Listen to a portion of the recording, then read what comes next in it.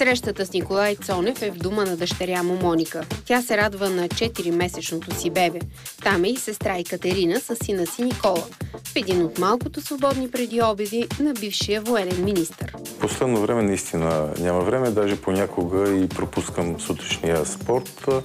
А преди това беше голямо удоволствие за мен да се занимавам първоначално с внука ми Никола, а сега чакам малката Ерика да порасте. Кой е генерала във вашата голяма фамилия? Еми как? Кой може да е? Разбира се, баща ни. Баща, ама като се има предвид, че е в това женско царство, има ли матриархат понякога и в какво ви се чува думата на вас? То по принцип винаги ни се чува думата. Общо взето, майка ни най-вече е тази, която ни контролира нас двете. Иначе баща ни винаги ни подкрепя за всичко, което решим да правиме. Всъщност да, никога не ни отказва нищо. Аз благодарение на него съм така добра по математика. В интерес на истината. Много ми е помагал по математика и сега и на децата я преподавам, за което много му благодаря. Цонев сбъдва детската си мечта да носи униформа. Освен военната диплома, завършва още счетоводство и философия. Винаги съм бил изключително дисциплиниран. Даже сега последните години се опитвам така, казвам го на шега, се опитвам да закъснявам за срещи, но просто то си е вътрешно от мен и винаги пристигам една минута преди определения час. Кога сте бил най-щастлив в всичките неща, които сте правили? Може би, когато съм постигал някакви крайни резултати от своята дейност, от по-скорошните моменти, може би, когато ме избраха за президент на КЛИМС. Това е организацията, която обединява социалните структури на Министерствата на отбраната на няколко европейски държави, членки на НАТО, защото беше признание за България. Ние наложихме нов стандарт в социалната политика на военните в Европа и в НАТО. Николай Цонев извървя иерархическата стълбичка до върха, но скоро след като напусна министерския кабинет, става главен герой в най-зрелищния арест. Никой не съм очаквал, че това ще ми се случи. В първи момент бях стреснат, притеснен, не знаех за какво става въпрос. Впоследствие, когато разбрах какви са обвиненията, се успокоих. Беше ми тежко, не мога да го отрека, но повече ми болеше за това, че се опитаха да ме обвинят в нещо, в което аз винаги съм се стремял да бъда изключително честен. Никога не съм нарушал по никакъв начин закона. Всички, които са работили с мен, много добре знаят, че това ми е било основен принцип и те точно там се опитаха да кажат, че аз съм този, който нарушава закона, но живота, виждате как се развива, по всички дела, които съм бил подсъдим, ме оправдаха. Забравихте ли, простихте ли? Не, такива неща не се забравят. Унижението, на което бях подложен, този грозен арест, не могат да бъдат забравени. За прощаване не вярвам да проста също. Честно казвам. Дите зона! Гръб към мен. Ръцете горе. Не мърдай! Железници.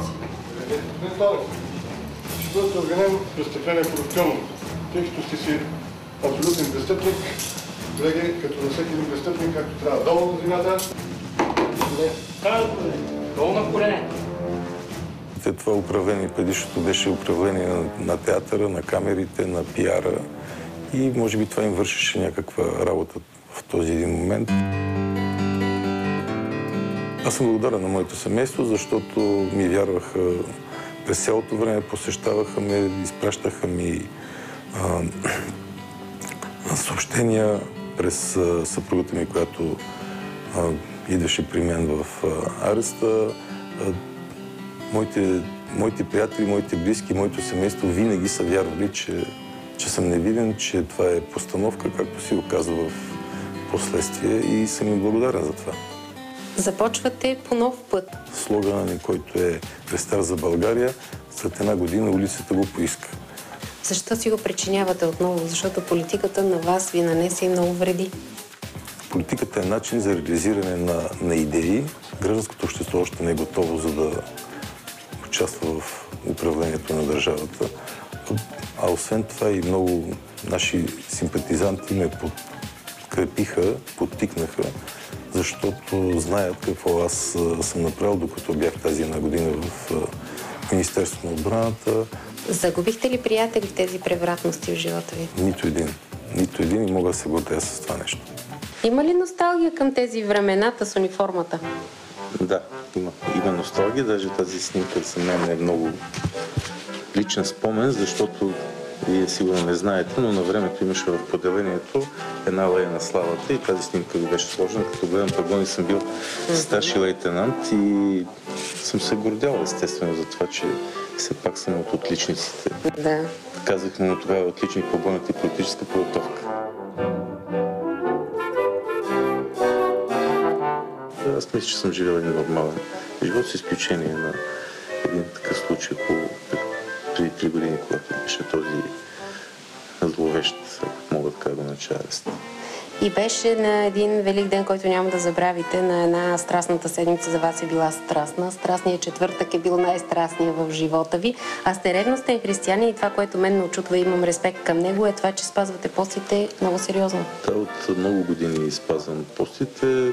Стремя се да бъде поста пълен с всички ограничения.